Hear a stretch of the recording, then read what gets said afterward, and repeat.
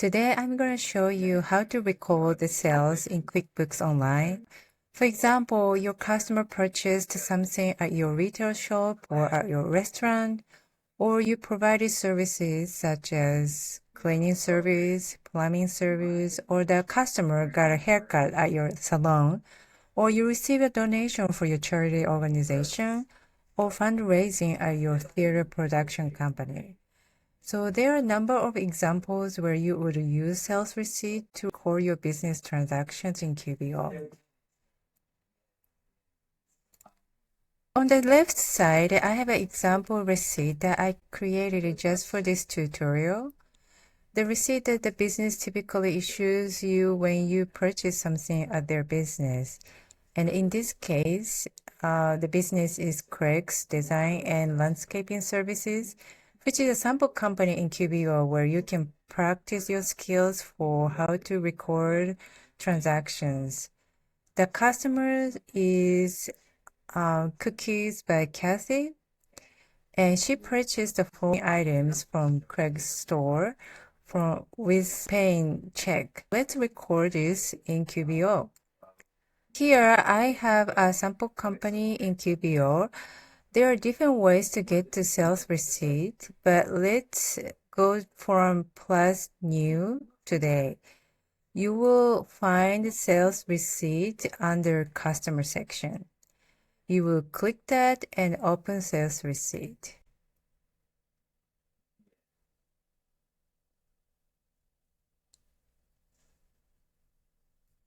So I put the receipt and sales receipt screen QBO side by side so you can easily see and follow how I'm doing. So by referring to the receipt, we are just going to type this into sales receipt. First, find a customer, Cookie by Cassie, and all the customer information will be populated, which is in the customer database. For payment method is check, and the check number, if you have that. Now, deposit to here should match with the method of payment at the time of sales. For example, right now you just received a check. It's not in the bank yet. If you would choose checking, but in this case, the check is not at the bank yet. You still have it. So you should select undeposited funds. I will show you more about undeposited funds in a different tutorial, but it's important to select correctly here because it will help you when you work on bank feeds, which is also we will cover in a different tutorial. Next, select the product. Sprinkler heads. When you type the keyword, sometimes it will show up. So you will select and quantity of 4. And the next, the rate. We have to check the rate. And then pipes.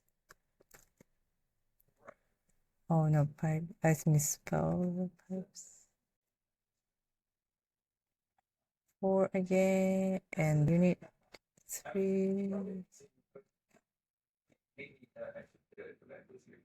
I put everything on the receipt into sales receipt screen.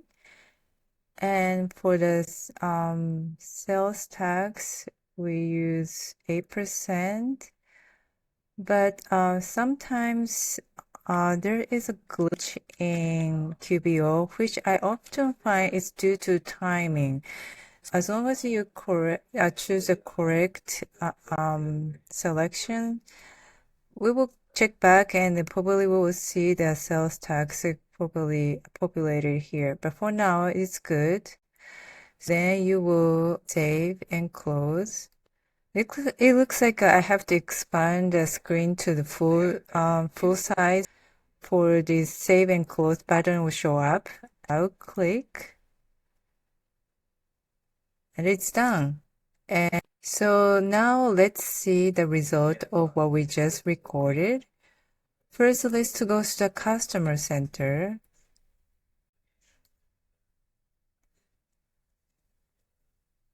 Where you can find all transactions for the customer. Let's find Cookies by Cassie.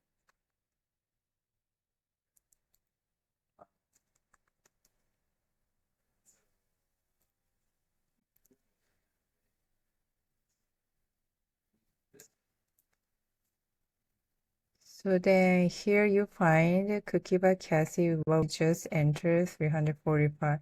See, if you click edit, it will show the original sales receipts, and now you can see the sales tax is being recorded correctly, like I said. So you can close that. And there's another place we can see what we recorded. It's in the report.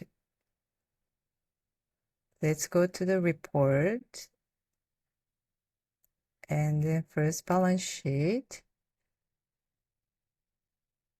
And see the inventory, how inventory changed. This, because the sample company has very few transactions, I always use all dates. And the inventory asset, when we click here, it will show transaction report.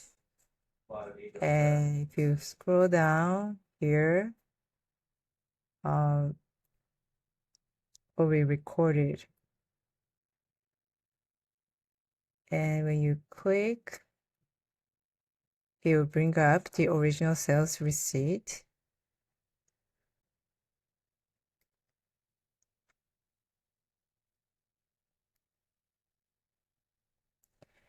And because we sold, the value, the balance of inventory decreased. And then next, let's see profit and loss. This is profit and loss, and let's look at the sales of product income. And then we will show you what we sold, the sales receipt. Here, $3.12 to $75.30. This is how you can record the sales transaction and check how those transactions are connected on the financial statements. That's it for today. I hope you find this helpful, and I will see you in the next tutorial.